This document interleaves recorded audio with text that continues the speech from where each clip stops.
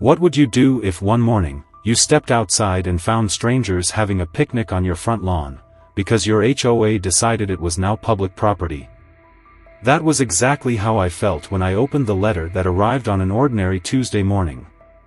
At first glance, it looked like just another piece of HOA bureaucracy, one of their routine complaints about fence height or trash can placement.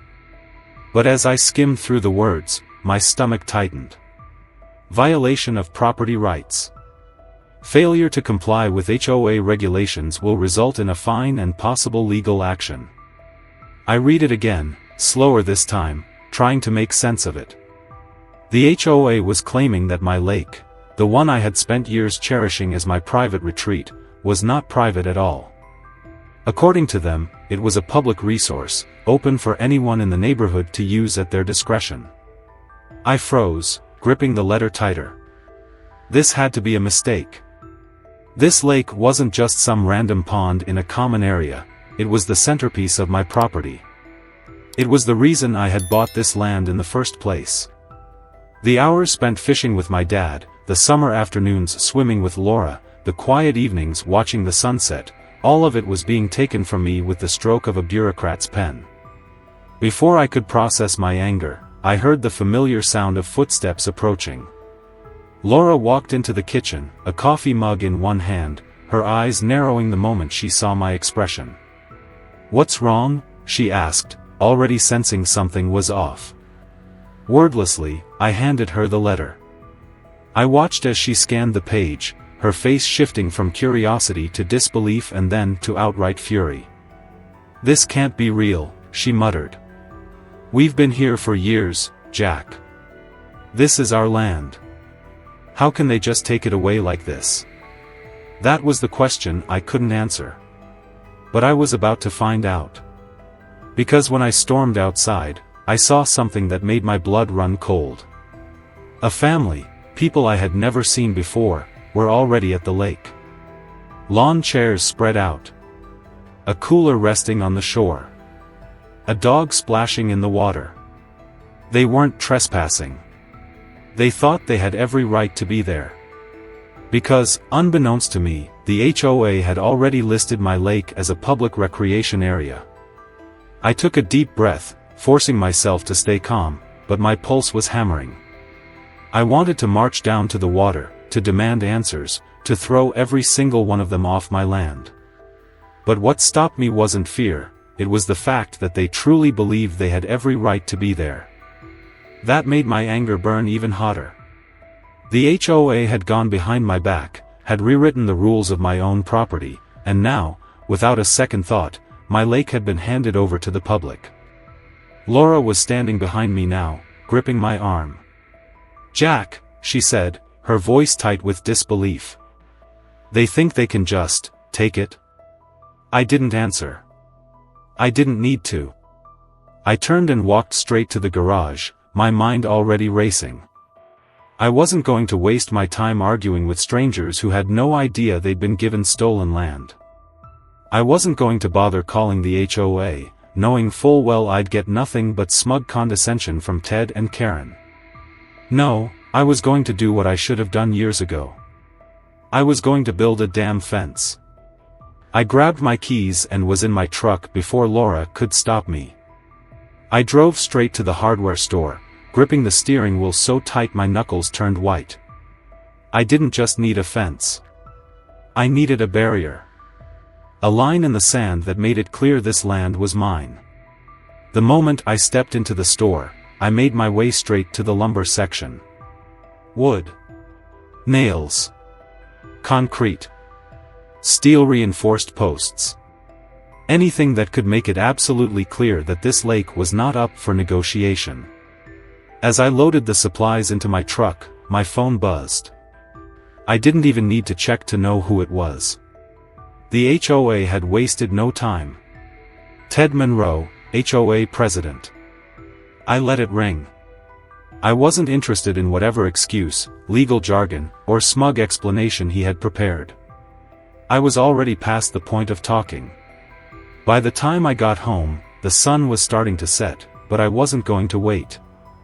I started immediately, hammering in the first post before I had even unloaded everything. The rhythmic pound of the hammer against wood became a physical release for my frustration. I barely noticed when the first few neighbors started watching from their porches, whispering among themselves. It wasn't until I saw Rick Thompson, my longtime neighbor, heading toward me that I paused. Rick had always been friendly, or at least, I'd thought he was. But the way he approached now, hands in his pockets, shoulders slightly tense, told me that this wasn't just a casual visit. He stopped a few feet away, glancing at the stack of materials in my truck before looking at the half-finished post in the ground. "You sure you want to do that?" he asked, his tone deliberately casual. I wiped the sweat from my brow. "Pretty damn sure." Rick let out a breath, nodding as if trying to choose his words carefully. "Look, I get it. But you know how the HOA is. They're gonna push back, Jack. Hard." "I know," I said, hammering in another nail. "And I don't care." Rick hesitated, shifting his weight. "I heard a few people talking at the HOA meeting last night. They're pretty set on making this lake public. I mean, people have been using it for years, even before you moved in." I stopped. Slowly, I turned to look at him. "You saying I don't have a right to fence in my own land?" Rick quickly held up a hand. "I'm saying the neighborhood sees it as theirs. Whether it's right or wrong, people aren't gonna take kindly to you shutting them out." I scoffed, shaking my head. "Well, too bad. It's mine." Rick sighed, rubbing his neck. "Just be careful, Jack. This isn't gonna go the way you think it will." I didn't bother responding. I just turned back to the fence, hammering harder. By the time the first row of posts was standing, the whispers had grown louder. I could feel eyes on me from all directions. Judging. Watching. Waiting. I didn't care. I wasn't backing down. Because if the HOA wanted a fight, they'd just gotten one. The next morning, I woke up to the sound of my phone vibrating non-stop on the nightstand. Emails. Texts. Calls. All from the HOA. I barely had time to throw on a shirt before Laura appeared in the doorway, her face tense. "Jack, check your email. They're fining us." I swiped open my inbox, scrolling past the dozen notifications from neighbors and landed on the one from the Homeowners Association Compliance Office. Subject: Notice of Violation. Dear Mr. Sullivan, you are in direct violation of HOA regulations regarding unauthorized property modifications. Your recent fencing project obstructs access to a designated public resource and must be removed immediately. Failure to comply will result in a fine of $5,000. Additional penalties of $500 per day will accrue until compliance is met. I clenched my teeth so hard my jaw ached. A $5,000 fine? For fencing in my own property? I barely finished reading before my phone buzzed again. Ted Monroe. HOA President. I let it ring. I wasn't about to waste my morning listening to his smug voice. But then Laura said something that made my stomach drop. "Jack, did you see this part?" She pointed to a paragraph near the bottom, a tiny line buried in legal jargon. I had to read it twice before the meaning hit me like a punch to the gut. By remitting payment of this fine, the homeowner acknowledges HOA authority over the designated area and agrees to comply with future access determinations. It wasn't just a fine. It was a trap. If I paid, I'd be legally agreeing that the HOA had the right to regulate the lake. That it was theirs to control. I felt heat rising up my neck. They're trying to trick me into giving up my rights. Laura exhaled sharply, shaking her head. This isn't just about the fence anymore, Jack. They're trying to force us out. I grabbed my phone and dialed Becca Hayes, my lawyer. The second she picked up, I launched into an explanation. They fined me $5,000, I said. And they're trying to use it as a legal admission that they control my property." There was a pause on the other end before Becca let out a sharp laugh. "Oh, they're getting desperate. Good. That means you're winning." "Winning?" I echoed. "They just tried to screw me over." Becca's voice was cool, controlled.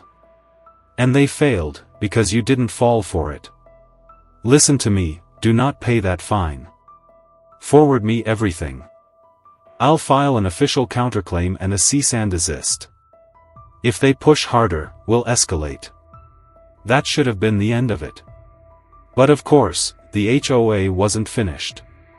By the time I stepped outside to continue working on the fence, I noticed a few neighbors standing in clusters, talking in hushed voices. Watching me. Then I saw Rick again, hands in his pockets, looking uncomfortable. I sighed and wiped my hands on my jeans. "If you're here to tell me the HOA isn't gonna like this, save your breath." Rick shook his head. "It's worse than that." He hesitated. "They had a meeting last night, Jack." "A vote." A sinking feeling settled in my gut. "A vote on what?" Rick exhaled through his nose. "On whether the lake should be designated as public property under the HOA's authority." I let out a bitter laugh. "And let me guess. I wasn't invited." Rick's silence was answer enough. I looked around, noticing the way some of the neighbors weren't just watching me, they were glaring. As if I was the bad guy. As if I was the one taking something away from them. Then I spotted the flyers. Plastered onto street posts, bulletin boards, and even a few neighbors' mailboxes. Community Lake Day. Celebrate our new public space. And underneath, in smaller letters, thanks to the HOA's efforts, we now have full access to the lake. Join us for swimming, fishing, and fun. My blood ran cold. They weren't just trying to take the lake. They were mocking me. "Jesus Christ," I muttered. "They actually think they've won." Rick shifted uncomfortably. "I told you, Jack. People have been using that lake for years.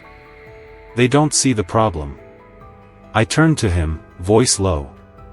"Rick, do you know why they're really doing this?" He frowned. "Because they think the lake should be shared?"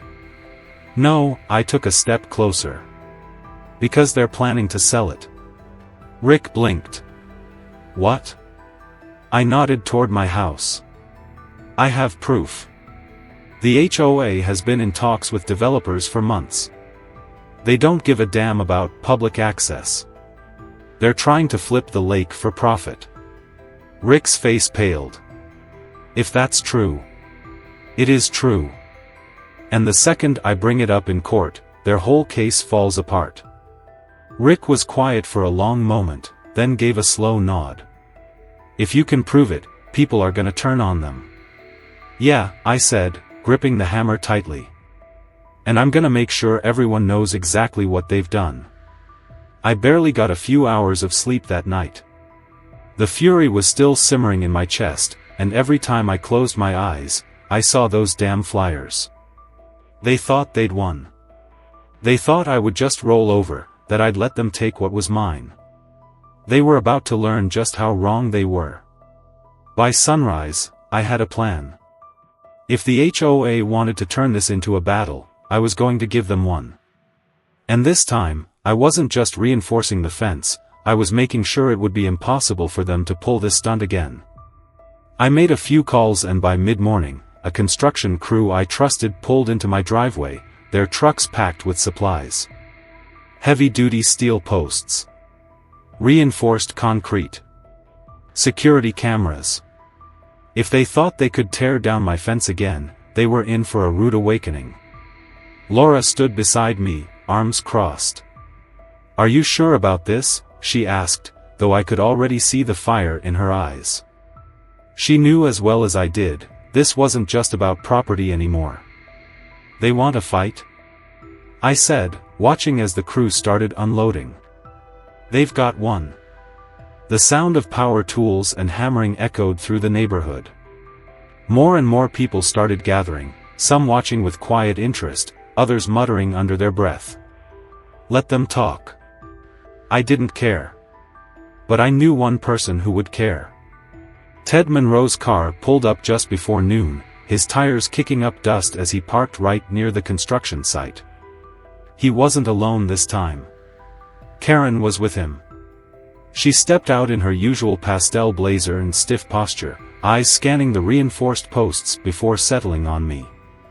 Well, she said, folding her arms, this is excessive. I didn't even look at her. I don't recall asking for your opinion. Ted let out a sharp laugh. Jack, you know you're wasting your time, right? We're past this. The neighborhood has already voted. I turned to face them fully, tilting my head. Voted? Oh, you mean that fake meeting you held without me? The one where you convinced a bunch of neighbors that I'm some kind of villain while you were secretly negotiating a real estate deal? Ted's expression faltered for half a second. Karen, however, didn't even flinch. That's a bold accusation, she said coolly. Yeah? I pulled my phone from my pocket and tapped the screen. Because I have emails. I have records of you and Ted speaking with developers, discussing a land sale. That public lake you keep screaming about. You were planning to sell it before I even put up a single fence post. Karen's smile twitched. If you're so confident, Jack, why don't you take it to court? Oh, don't worry, I said, slipping my phone back into my pocket. I will. Ted clenched his jaw, his hands curling into fists. I could see it in his eyes, he was losing control, and he hated it. But before he could say anything else, a loud crashing noise from behind made all of us turn. I barely processed what I was seeing at first. A group of men, 3 of them, all holding crowbars and sledgehammers, were tearing down my fence. It took me 1 second to realize what was happening. Another second to start running. Hey! I roared, charging toward them. Get the hell off my property. But they didn't stop. They kept swinging, ripping down sections of the fence like they had every right to.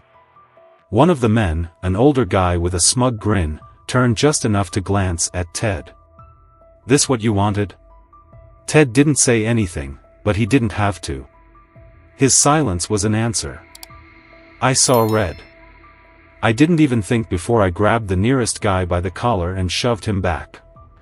He stumbled, eyes widening, but before he could react, another voice cut through the chaos. Stop. I turned just in time to see a police cruiser pulling up. 2 officers stepped out. One of them, a tall guy with a stern expression, walked straight toward me. We got a call about a property dispute, he said, glancing at the destroyed fence, the tools still in the intruder's hands. I wiped sweat from my brow, breathing hard. Yeah, a dispute that they started. I pointed at Ted and his wrecking crew. They trespassed. They destroyed my fence. The officer turned to Ted.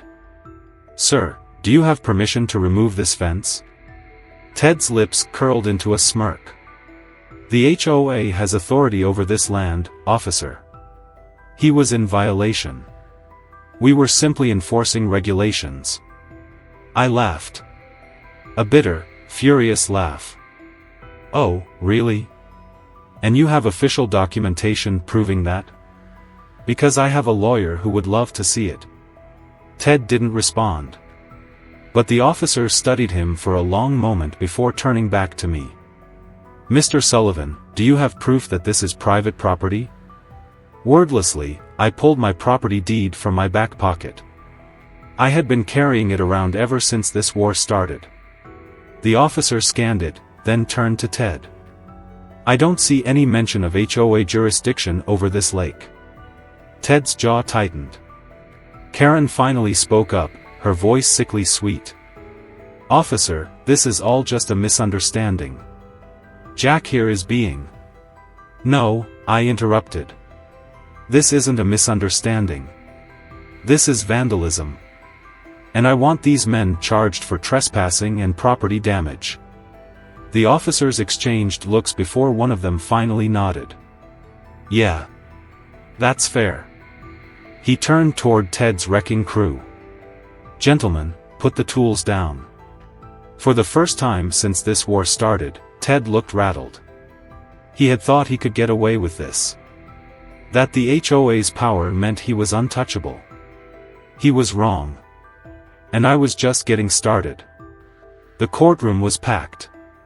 It wasn't just the HOA board and their lawyers sitting across from me, it was neighbors, reporters, and even a few people who had once cheered for the HOA's so-called community lake. They were all here, waiting to see how this battle would end.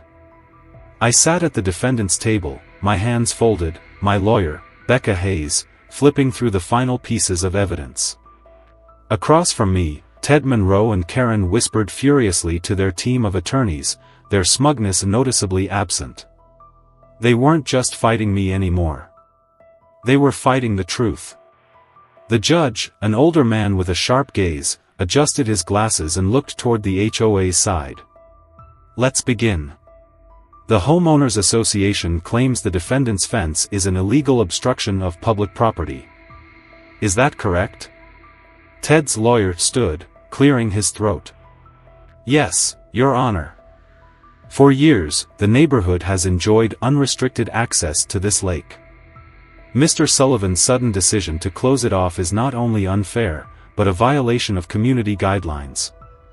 Becca stood up before the judge could even nod. "With all due respect, Your Honor, that's a complete fabrication. The lake is on my client's private property. It always has been. We have the deed, tax records, and land surveys to prove it." She handed a stack of documents to the judge. He skimmed through them, his expression unreadable. "The HOA," she continued, "has no legal claim to this land. But they didn't just attempt to steal it through policy changes, they also engaged in fraud, harassment, and property destruction." I saw Karen shift uncomfortably in her seat as Becca laid out every shady move they had made. The secret vote. The fake fines. The bribed inspector. The intentional destruction of my fence. But the moment Becca dropped the final bombshell, the proof that Ted and Karen had been in talks with developers to sell the lake for profit, the entire courtroom shifted. The judge leaned forward. "Is this true?" he asked, looking directly at Ted. For the first time, Ted had nothing to say. His mouth opened, then closed. The judge turned back to me. "Mr. Sullivan, this lake is legally yours. The HOA had no right to interfere. I rule in your favor." He tapped his gavel against the bench. "Case dismissed." I felt a wave of relief crash over me. It was over. The HOA had lost. As I stood, I caught Karen's glare from across the room. The defeat on her face was almost as satisfying as the verdict itself. Ted stormed out without another word. The board members who had once supported him now looked embarrassed, some even whispering among themselves. The HOA wasn't just beaten, they were exposed. Over the next few weeks, things in the neighborhood changed. People who once avoided eye contact with me started apologizing. Some even admitted they had been misled by the HOA's lies. Karen resigned from the board. Ted disappeared from HOA meetings altogether. Without them, the HOA stopped interfering in everyone's lives. And the lake? It stayed exactly as it should be. Private. Ours. Laura and I sat on the dock one evening, watching the sun dip below the water. She squeezed my hand. "You really did it," she murmured. I exhaled, letting the tension of the past months finally fade. "Yeah," I said. "And I'd do it again. Because sometimes, you don't win by playing nice. Sometimes, you have to fight for what's yours." But what about you? Have you ever felt powerless against HOA, or Karen, rules?